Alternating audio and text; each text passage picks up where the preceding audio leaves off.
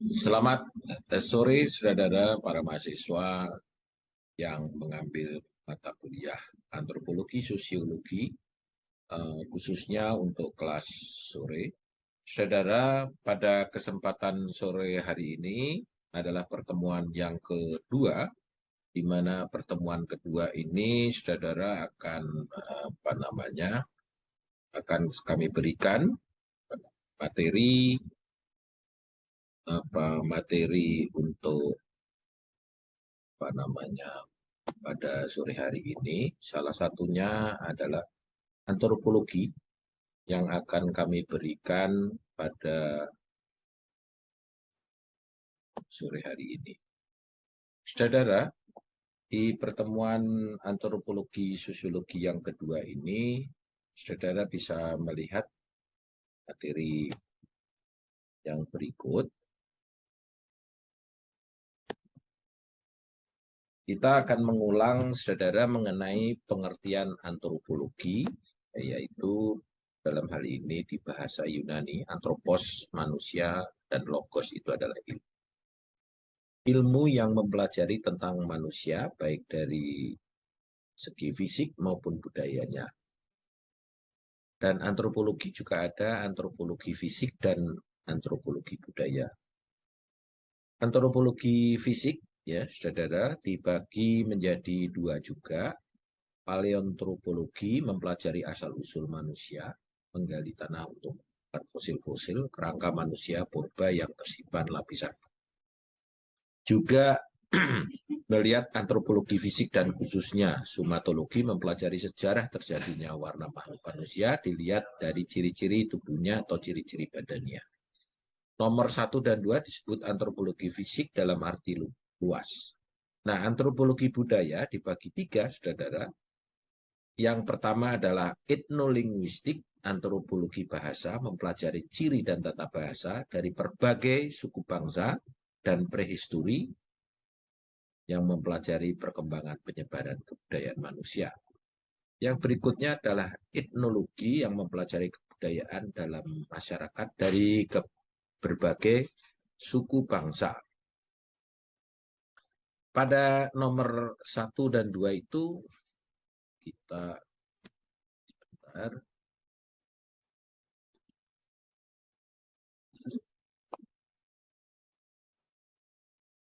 Antropologi hukum. Kita sebut antropologi hukum, juga kita lihat termasuk dalam spesialisasi kekhususan antropologi budaya.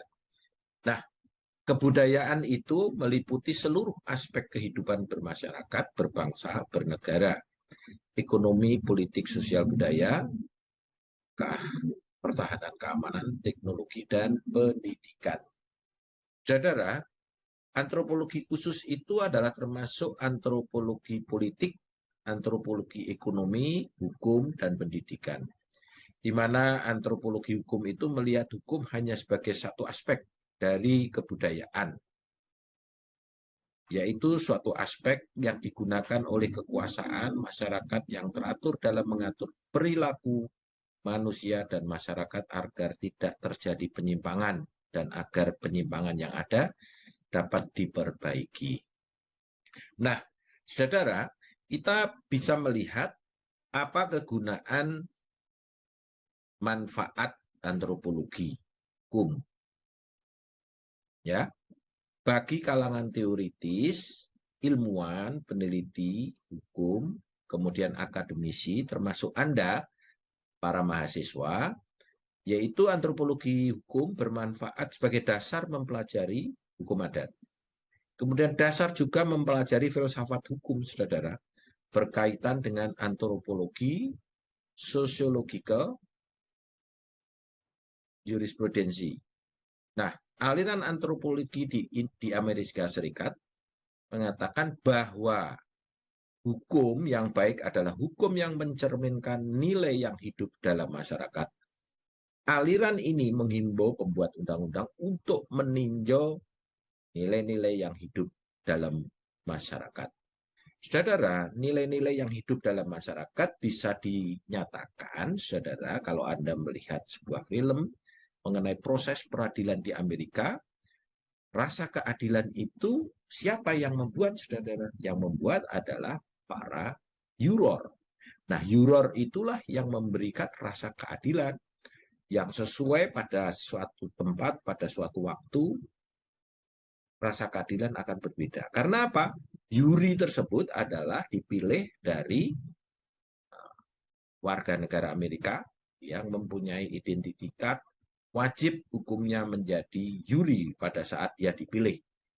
Boleh itu dari kalangan yang tidak terpelajar, tidak terdidik, boleh itu dari teknokrat, boleh orang yang pintar cendekia, bisa menjadi juri. Dan itu berkumpul menjadi satu, dan bagusnya juri tersebut tidak boleh mengambil putusan dengan cara perhitungan, tetapi harus ada musyawarah mufakat putusannya, yaitu putusan yang guilty or not guilty, bersalah atau tidak bersalah. Nah, tinggal rasa keadilan yang mencerminkan dari juri tersebutlah yang akan diputus aturannya oleh hakim. Ya. Selanjutnya, pragmatical legal realism di Amerika dipengaruhi oleh aliran antropologi, teori struktural fungsionalisme. Menurut aliran ini bahwa hukum dapat digunakan sebagai alat pembaharuan dalam masyarakat. Dasar dalam mempelajari konsep budaya hukum. Itu manfaat yang berikut, yang ketiga. Kemudian manfaat yang keempat, untuk mengetahui struktur latar belakang pandangan hidup suatu masyarakat. Untuk mengetahui, ya saudara, bagaimana cara anggota masyarakat berperilaku dalam lembaga hukum yang ada, yaitu mampu memberikan saran dalam memperbaiki dan melakukan perubahan peraturan hukum.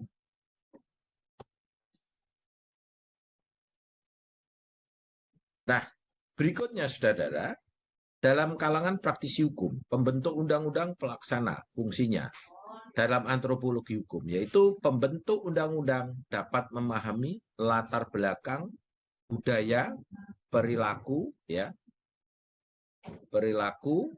Nah, dalam hal ini perilaku masyarakat dalam membentuk undang-undang, ya, peraturan dengan latar belakang budaya masyarakatnya.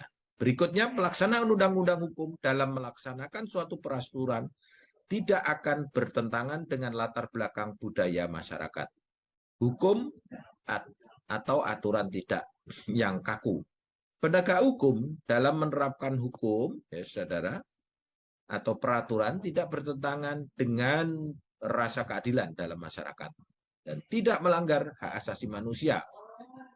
Kalangan politisi antara lain adalah pejabat, birokrat, anggota DPR atau DPRD, anggota parpol sebagai tolok ukur fungsinya. Sejauh mana praktisi politik itu berperilaku politik yang berperilaku politik dan berperilaku hukum. Menyadari bahwa aturan hukum dan kebijaksanaan umum adalah perilaku manusia, di mana hukum adalah akibat perilaku politik manusia. Saudara, perlu Anda ketahui bahwa anggota DPR dan politisi itu wajib hukumnya untuk mempelajari ilmu antropologi, saudara. Karena apa? Karena dengan mempelajari ilmu antropologi, dia akan mengetahui latar belakang untuk dibuatnya undang-undang, dan dia juga mengetahui latar belakang mengenai sejauh mana masyarakat berperan serta dan ikut serta dalam undang-undang itu sendiri. Dan manfaat antropologi hukum bagi pergaulan masyarakat, saudara, yang berikut, yang keempat, memberikan pemahaman terhadap latar belakang budaya masing-masing masyarakat, khususnya yang ada di Indonesia, bahkan dunia pada umumnya. Dan berikutnya, saudara, kita kembali dulu. Kebutuhan, sebentar. Mengurangi, ya, agar tidak terjadi kesalahpahaman antara anggota masyarakat yang satu dengan yang lain.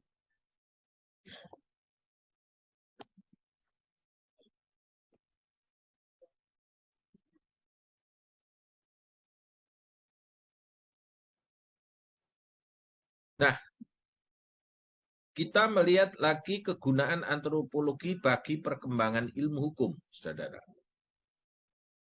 Sebagai hasil penelitian, antropologi dapat memberikan gambaran tentang hukum dalam konteks kebudayaan suatu masyarakat. Begitu pentingnya ya antropologi hukum itu karena penelitian antropologi memberikan gambaran tentang hukum dalam konteks kebudayaan suatu masyarakat. Berikutnya, dapat menelusuri sistem nilai yang menjadi dari sistem hukum tertentu. Kemudian dapat diketahui proses hukum manakah yang digunakan untuk menegakkan sistem nilai-nilai dalam masyarakat.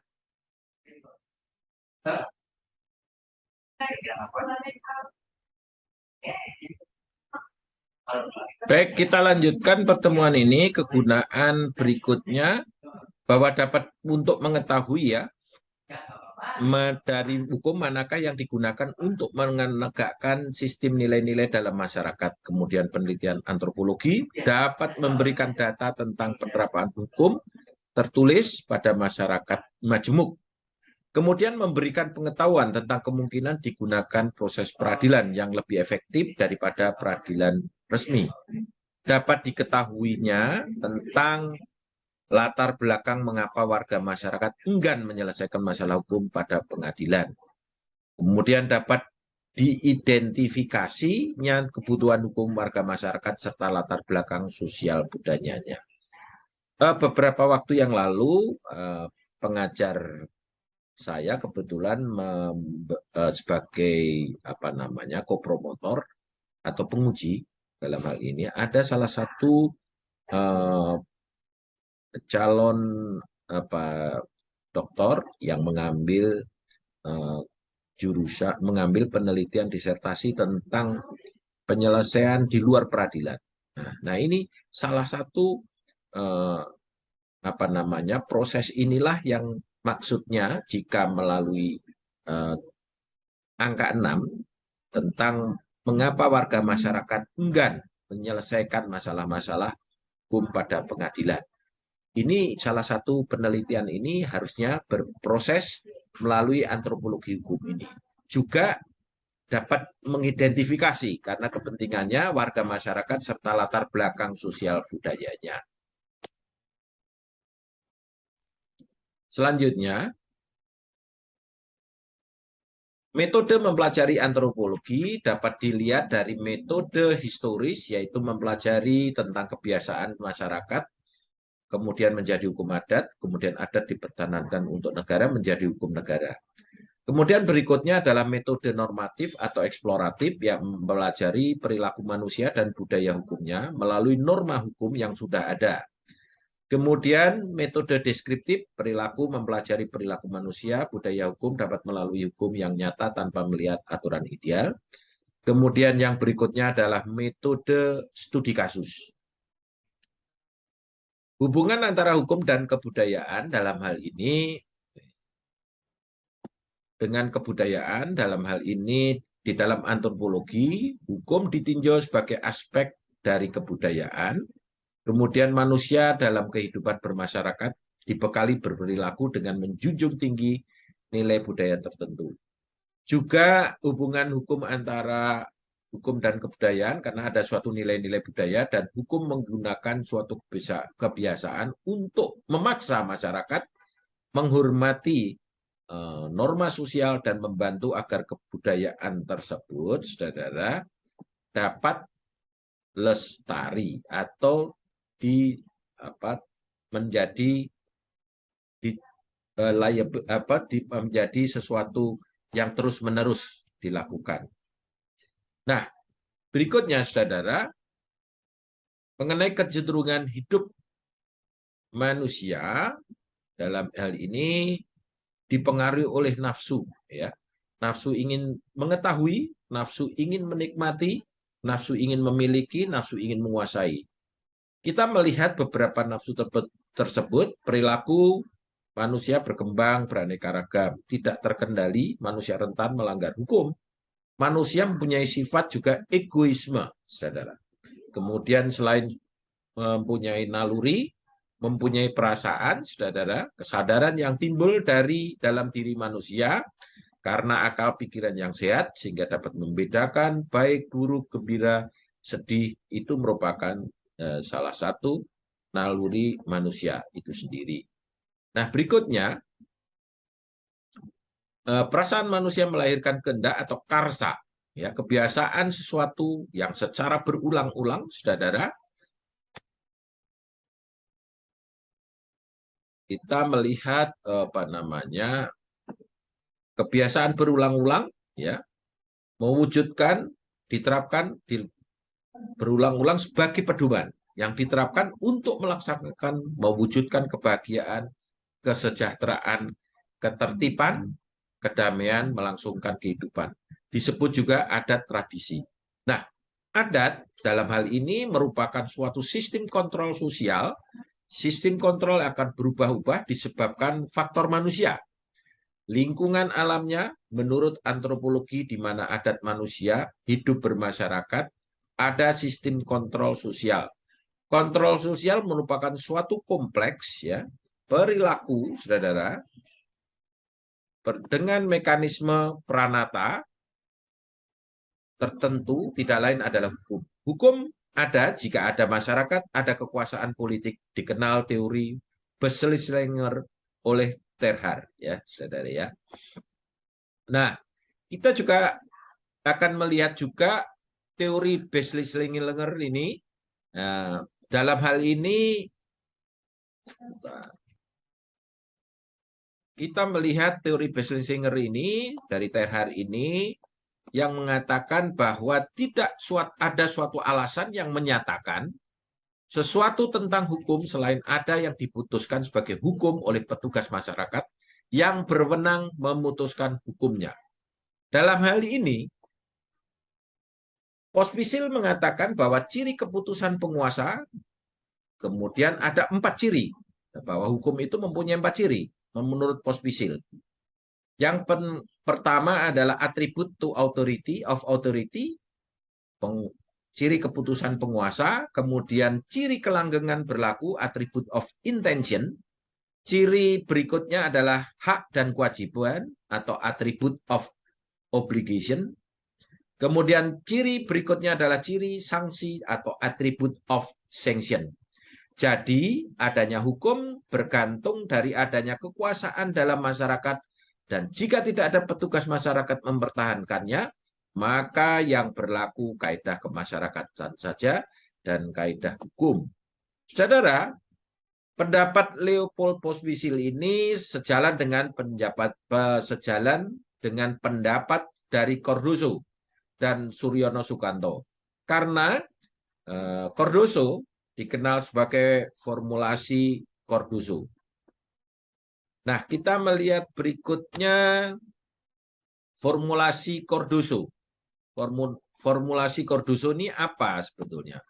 Hukum merupakan prinsip, ya, aturan perilaku yang dibentuk untuk menjamin bahwa suatu prediksi mempunyai derajat kepastian tertentu akan ditetapkan di pengadilan apabila wewenangnya dilanggar.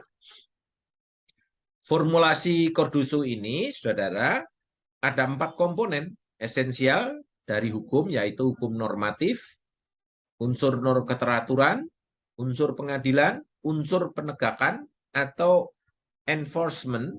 Nah, ini juga kita lihat, saudara, adalah pendapat Suryono Sukanto, bahwa hukum sebenarnya merupakan suatu aspek dari kehidupan masyarakat bersahaja yang sekaligus merupakan lembaga tersendiri, ya, yang mandiri dan terpisah. Nah,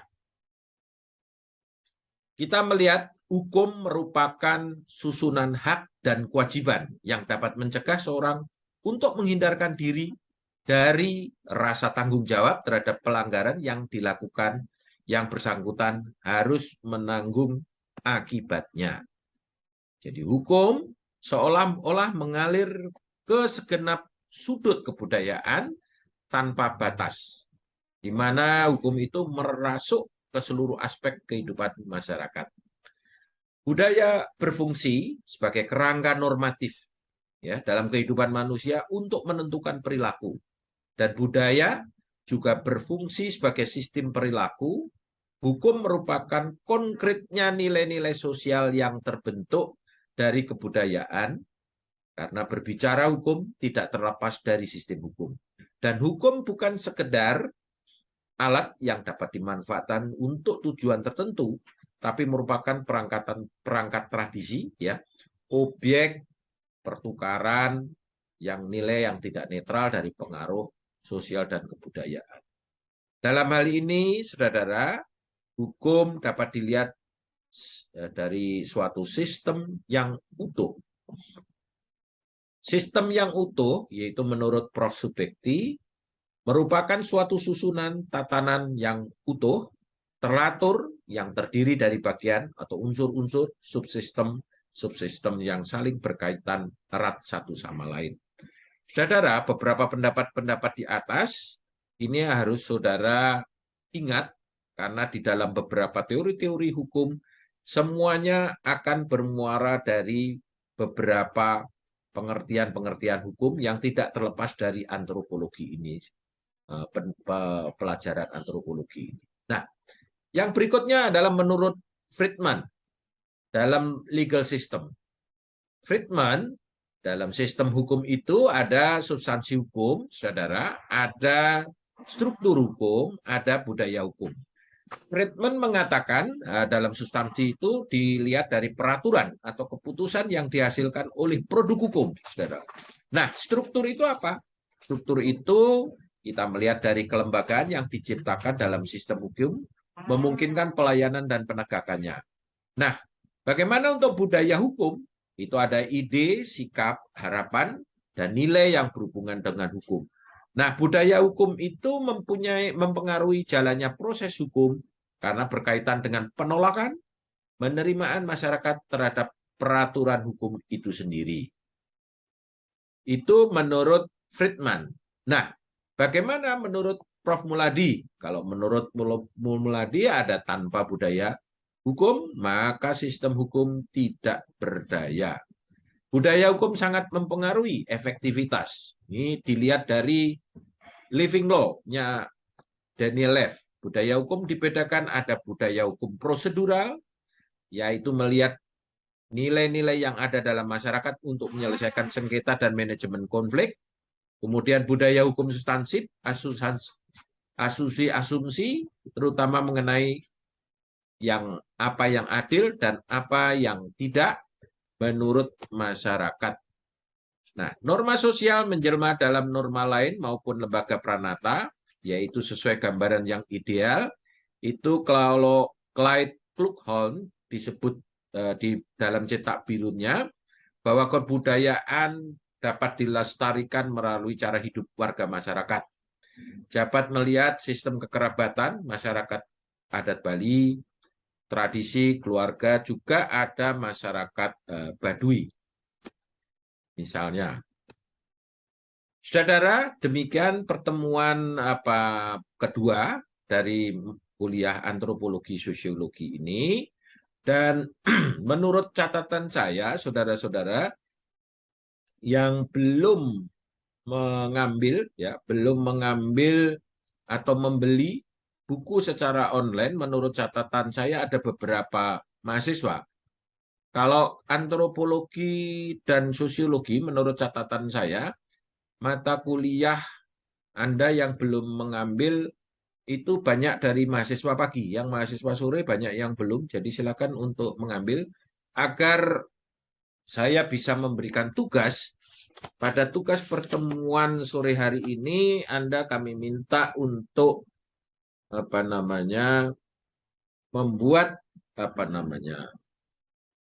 meresume tentang manusia dan masyarakat adat dari buku bab 3 dan bab 4. Saudara, itu tugas pertemuan kedua ini. Silakan untuk membuat resume bab 2 dan 3. Selanjutnya dari tugas tersebut Anda silakan dimasukkan langsung di Edlink sebagai absen juga. Terima kasih. Selamat sore, selamat belajar pada saudara pada pertemuan melalui melalui daring, sehingga saudara dapat juga tetap belajar dengan mendownload atau membeli buku antropologi sosiologi yang sudah kami sediakan melalui Google Playbook. Demikian, terima kasih. Selamat malam, selamat belajar.